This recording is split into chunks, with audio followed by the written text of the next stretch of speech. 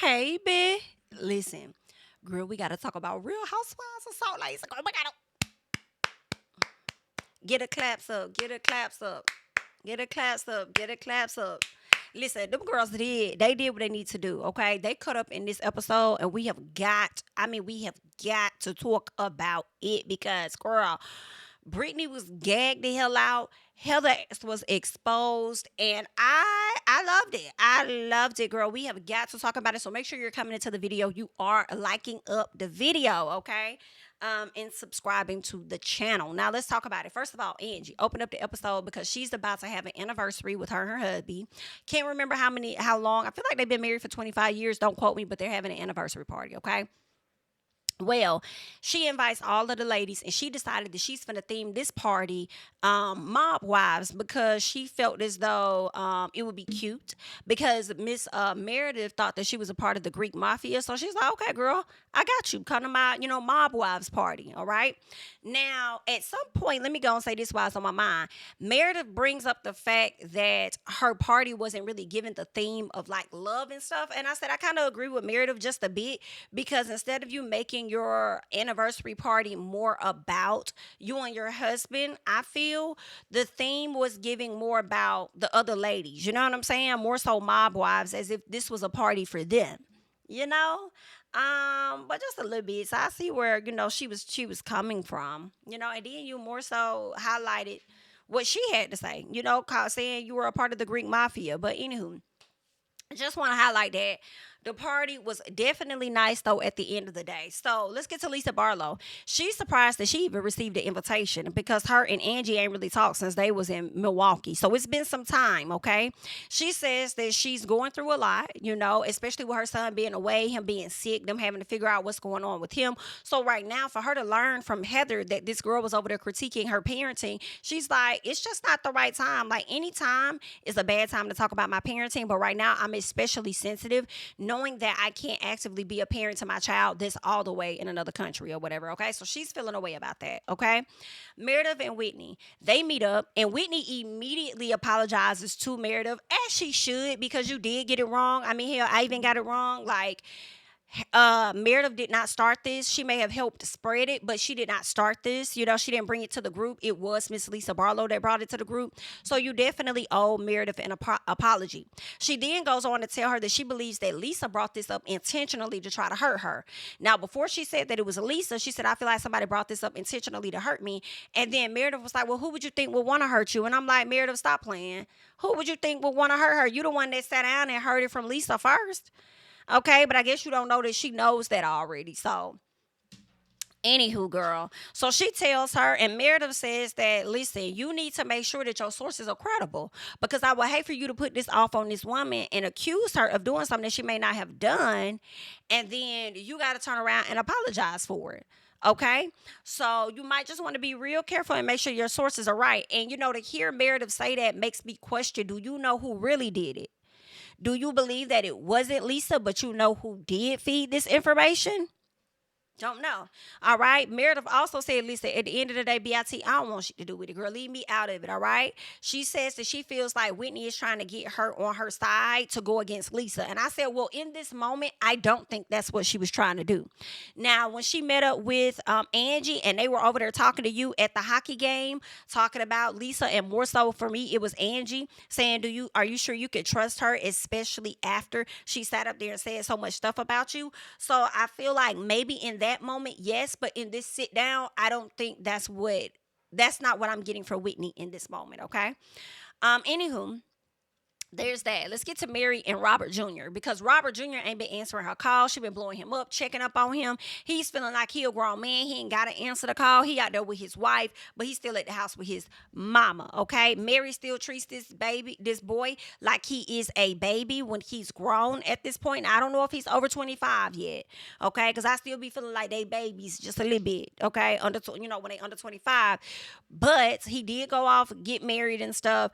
And she, to me, is trying to blame the girl, saying that ever since this little girl came into his life, he's changed. And I'm like, Some of that could potentially be true, but then at the same time, I need you to accept the fact that your son makes a lot of his decisions because that's what the fuck he wants to do. Okay, it's to me no different than a person trying to tell you about your child and you trying to say he would never. And it's like, are you sure? So I don't like that she's putting it off on that young lady like it's all her, as if your son ain't doing this stuff on his own. Okay. So, anywho, she's to me is in a tight spot because her son clearly needs help. And I'm like, with you being a pastor, like, do you know anybody like in your ministry or something that help out individuals such as your son that you could go to and talk to them? And even just outside of you being a pastor and you just knowing people, is there anybody that, could probably give you some help when it comes to him? Because he definitely needs it. But here's the other part. He has to be open to receiving any help and assistance that may come his way. Right. And also, I feel like she's in a tight spot because I don't think she wants him to fall back from her any further than what he has. You know what I'm saying? She may feel like if I get him additional help right now, he already barely talks to me. And if I were to try to force that on him, maybe he'll talk to me even less. So I think that's one of the reasons why she may still kind of baby him. Just like she said, he's still her baby. Like, yeah, no matter the age, our parents are always going to feel like we their babies, period. But I feel like she babies him out of fear of losing him, And she said that he's safer at home. And she feels that way because she can at least keep an eye on him and see what he's doing and kind of monitor him and stuff or whatever. So she's really in a tight ass spot. Just a bit. And I do feel like she can't do this by herself, and she's definitely going to need some assistance. And I am wondering, where is that husband at? Is he even in the house? And what is his thoughts on all of this as well, So I don't know. Very sad situation for Miss Mary. But hopefully she can, things get better for her and her son. Okay. But let's get to Miss Bronwyn. Bronwyn pops up at Mary's house. Mary really irritated me when she went open that door up for that lady to get that damn flower in that house. I said, Mary, now I know it's cold outside, but can you at least let the door open a little bit more to get Bronwyn in? Do you not want her to come in? What's going on? So Bronwyn is over there trying to tell Mary about the latest updates about her daughter and her daughter meeting her grandparents for the first time and them not being around and stuff. But Mary kind of deboned the conversation from Bronwyn, I do feel. She snatched the conversation and starts talking about how her kid, her son, didn't get to meet his grandparents and stuff because everybody, has passed away. And when they would have grandparents day and stuff, he would ask to stay home because he didn't have that. So she kind of deboned that conversation from Bronwyn just a little bit. And we learned that the reason Mary is the way that she is with her son just a little bit is because her mother lacked in parenting, okay? She said they could afford things. They had the money for things. It's just that her mother wouldn't do it. She'd rather run up behind men and be behind men and stuff instead of taking care of her kids, okay? So that was an issue. And she felt like when she moved into the role of being a mom, she was going to make sure that her son never wanted for anything, okay? Period. All right, so that's that. Bronwyn tells her about not feeling Heather. So they talk about that and how she feels like Heather is keeping up SHI amongst the ladies, especially Angie and Lisa. Mary says, I agree, okay, because that BITCH is two-faced, and I clocked her the other day when we was hanging out. Okay, I see what she does. She leaves behind a trail of lies. She's full of okay? She likes chaos and turmoil. Lisa, that's who you need to watch, okay? I've told you that before. So, anywho, that's the conversation they had. Now it's time for the party. This is what I loved about this party, okay? It was so many different things, but let me highlight this. This party took up half of the episode. It was in that moment that I should have known, okay, now we got some action. Because of the fact that it started in the middle of the hour-long episode and it just took over the rest of it. Usually parties may happen like towards the end and then it'll pick up briefly at the beginning of the next episode. No, baby, they gave us a lot and I was here for it, okay? Make sure y'all liking up this video as we talk about this party. So, of course, the ladies are arriving and I think Bronwyn may have gotten there first, then Heather, but I don't think Bronwyn really spoke to Heather. I can't recall, but I don't think they really talked. So Meredith was over there. Meredith came, and of course, she was greeted by Angie's husband after Angie's husband said he did not want her in their house or nothing like that. But I like that he was respectful when she came. He welcomed her into his home. It's all good. Okay. So I can respect that. Okay. What else? Meredith has a conversation with Whitney, and she tells Whitney, you really need to talk to Lisa. Okay. It was given, you need to tell her before I do. You need to have a conversation with her because I'm not trying to be in the middle of nothing y'all got going on because I just might end up telling her if you don't. So Whitney is a little stressed. She's already nervous about me, running into Lisa and having this conversation and stuff. But she's going to have the conversation. And I'm like, dang, do we have to have this conversation at this lady's house? Really? Yes, we do, because we need some more action. Absolutely. Have the conversation in her house. Yes. So then Brittany showed up with a new man named Aaron. Now, let me tell y'all, to me, Aaron looks better than Jared in my personal. Aaron was giving her all the things that she wanted. PDA, kissing on her, holding her hand, got his arm around her the whole night, making her feel comfortable. But see, this is the thing. When some guys give the women what they looking for, they don't be wanting that guy. They may feel like he ain't cute enough or something about his swag is different, but he's meeting most of the needs of what you say you want. But because Jerry got that Osmond name and may be a bit taller or whatever, I don't know if they was the same height or not, and he be doing you bad, that's what you want, because I feel like she wants to conquer, like, the person that doesn't want her. And I think that may have something to do with her past or her growing up. You know what I'm saying? Maybe not feeling wanted or something by her parents, so she's going after this person that is not emotionally available to her for real. And I guess she feels like if she conquers him in his love, that she'll be a queen or so. I don't know what's going on in Brittany's head, but that's what she wants. She wants the guy that often rejects her, okay? Anywho, she said that she met Aaron on a dating app, honey. She says as soon as her and Jared breaks up, she likes to get on the app and find her a new man immediately, sometimes 3 a night. She's a busy girl. Now, I see how that tried to come off, Miss Brittany, if you trying to hype it up like, I just bounced on to the next one. But that's really not a good thing, because to me, it seems like you don't know how to be alone. And because you don't know how to be alone and really know what you want for real, you be running into these same type of guys. But good luck, girl. Okay. What else? Mary done walked over there to the man to say hello and talk about some, hey, Jared. I fell out. I said, Mary, no, you did, girl. That is not that man. That is not that man. And for you to be a person that be tired of hearing about his ass and don't want to have nothing to do with what Brittany got going on with her relationships, why would you walk up there so ready and happy to meet this man? Girl, no. It was hilarious. So then she leaves, all embarrassed, goes and talks to Meredith about it, and tries to get Meredith to go up there and call him Jared too, so she don't have to be the only person up there embarrassed. Girl, Meredith said, baby, I need to Google this, honey. Meredith said, no, baby, I need to Google this. So I just run up on a nigga like that, girl. You ain't finna get me at it. Too funny. So Angie's dad, he gives a speech. Angie and them give a speech. Dad gives a speech. And let me tell y'all, they was giving us flashbacks. I did not know Angie's dad, or maybe I forgot. I don't recall her dad being a single dad taking care of all them damn kids. Jeez Louise, okay? Shout out to him. But also, he talked about his first time meeting her husband and stuff, and girl, they flash back, and baby, I see why.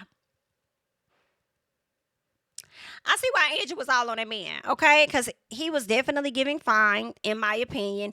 He was giving Heath Ledger. I had the biggest crush on Heath Ledger back in the day, especially after 10 Things I Hate About You, one of my favorite movies, okay?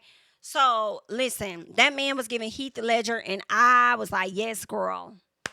I'm with you. I understand. I get it. I mean, and he's not bad on the eyes now, but he definitely was a sight to see back then. So we get it, Miss Angie, honey.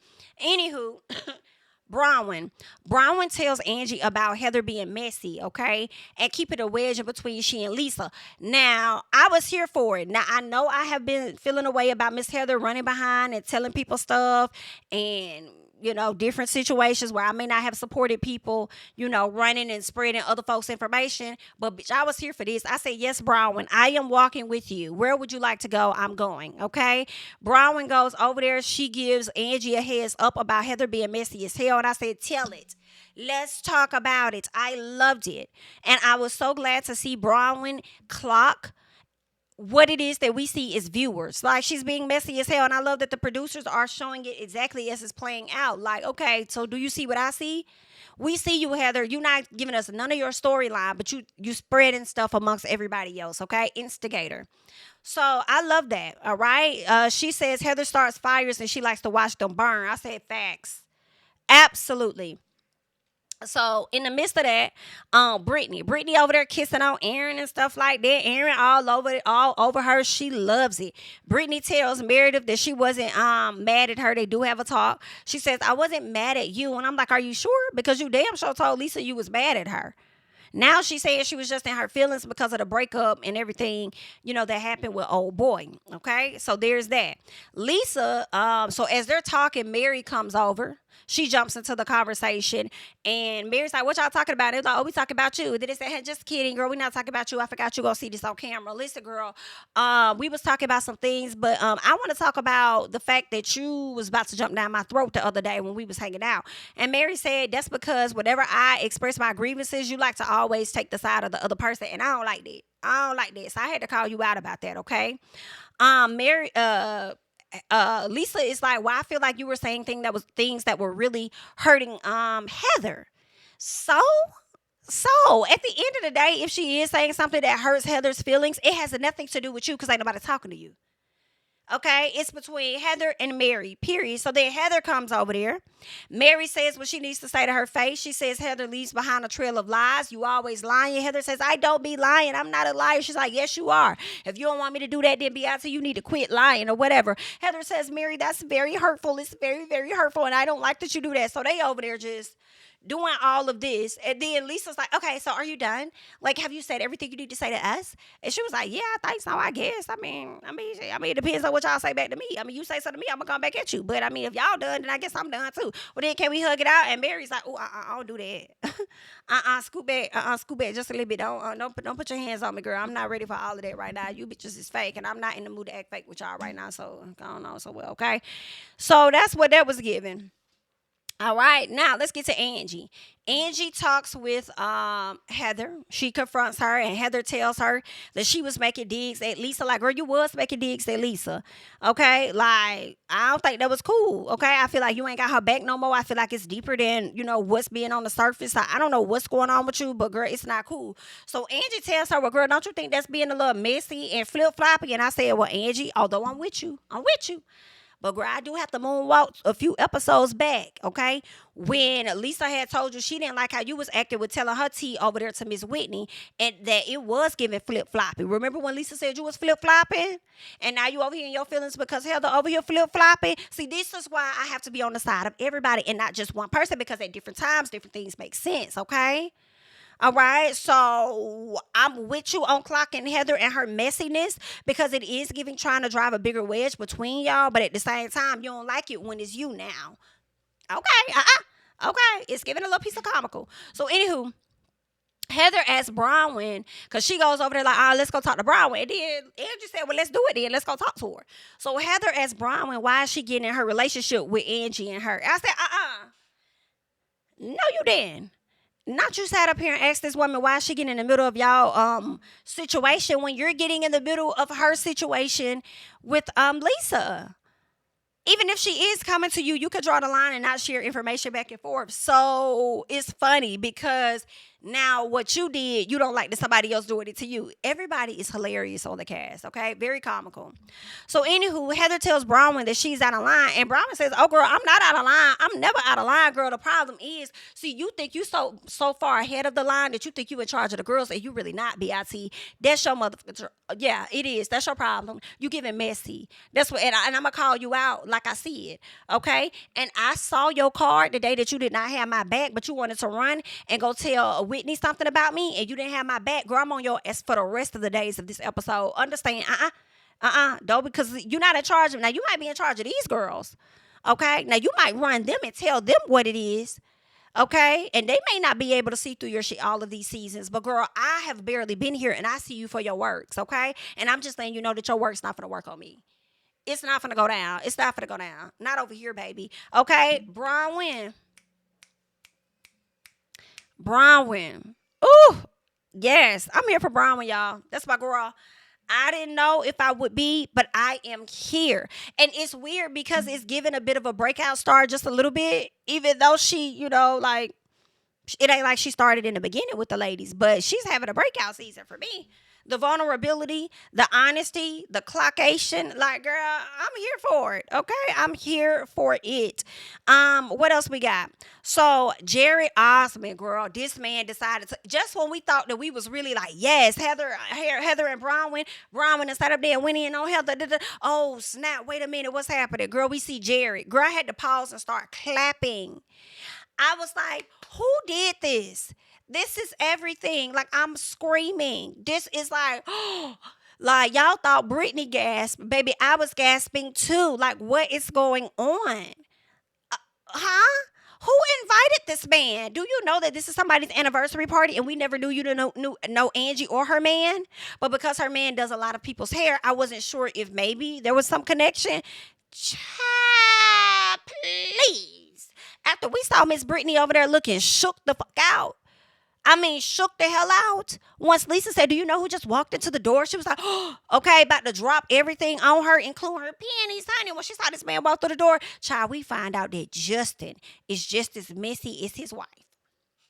We find out Justin's messy ass was the one to invite this man. Gonna sit up there and tell him, hey, Brittany's here. You should pull up. First of all, sir, did you get permission from the house owners to invite Mr. Osmond to the house? The disrespects, okay? But let me tell you, you clocked in on that day.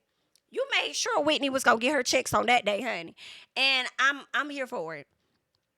I'm here for it. So he pops up, and Miss Brittany over there starts crying and stuff. Heather and Whitney laughing at her ass, and me too. Lisa says that, girl, if I were you, I would tell him to leave. And I said, Lisa, shut up.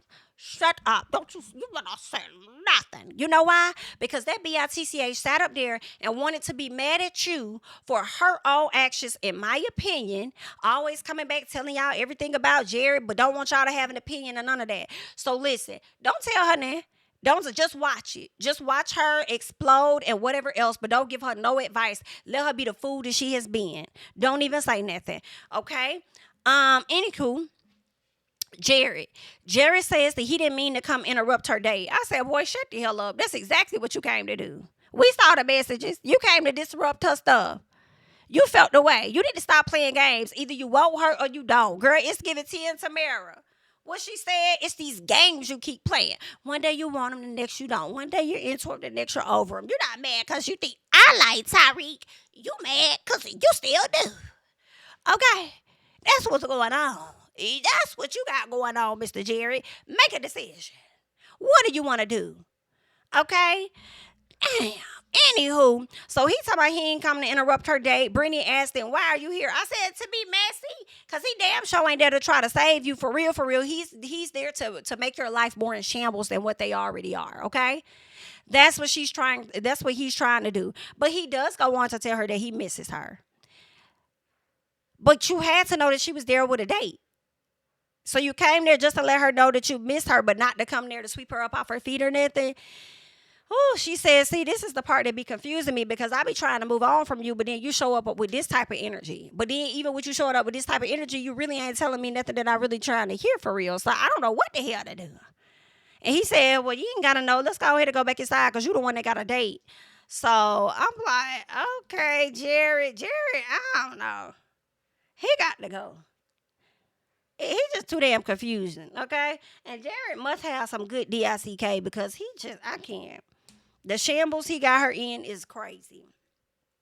Anywho, Mary over there talking to Aaron, trying to get a little piece of the tea, trying to find out when they met. And he gonna say, oh, we met like a month ago. I don't believe that. That's what he say. I feel like it could have been longer, but anywho.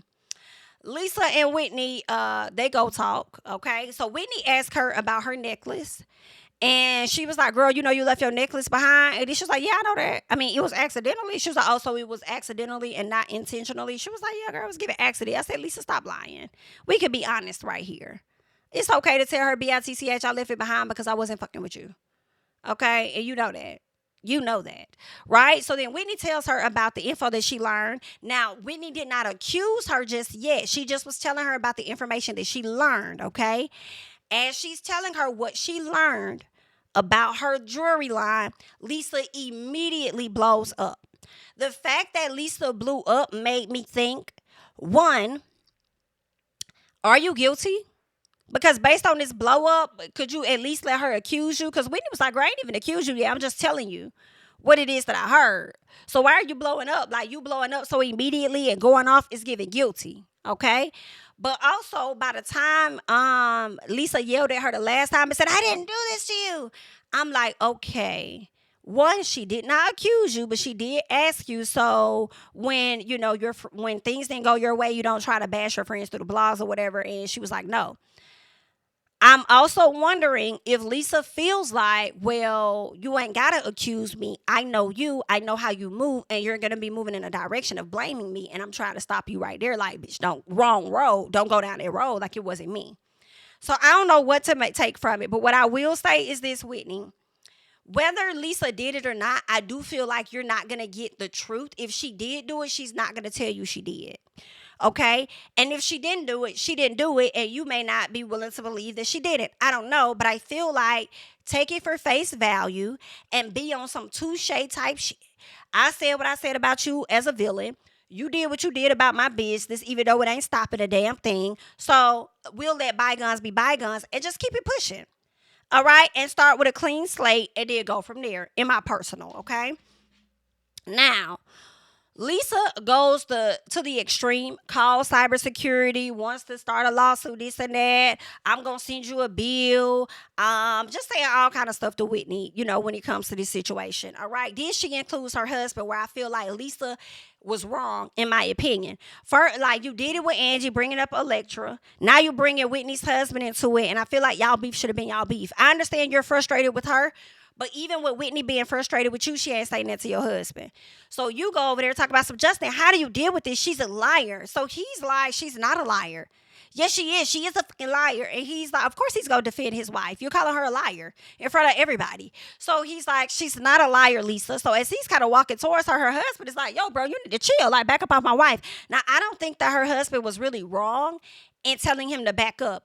But I will say that Justin's tone did not change. He kept the same tone, but the problem was that he did not stand in his place. He took a step forward like he's going after her. And I think Sean, I think that's the name, I'm not sure the name of Lisa's husband, I can't remember. But Lisa's husband, I think he saw that. And I think he had every right to tell him, like, bro, you need to chill out. Like, just, it's cool. Like, whatever, let them have their thing, okay? Because honestly, her husband was laughing at the shit earlier. Like, I think he was laughing like, why do they always do this? Like, why does it always have to get like this? But anywho, he was laughing when she was over there talking to Whitney and stuff. I don't think he knew she was going to come over to the husband and say what she said, and damn sure didn't expect him to say anything. Next thing you know, we hear Whitney's husband talking about how he was for the pound the man.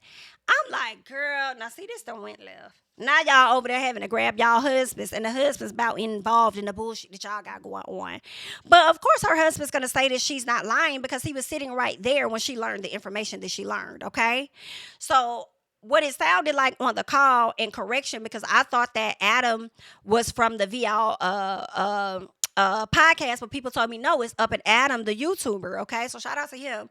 But I'm confused because it sounded like he was saying that it was Lisa that did this, but then people in the comments said that Adam has said that it was not Lisa that did this. So I don't know what the hell is going on, but regardless of what the hell is going on, I feel like it should be a touche. BIT, you got me, I got you, let's move on. Okay, let's go ahead and move on.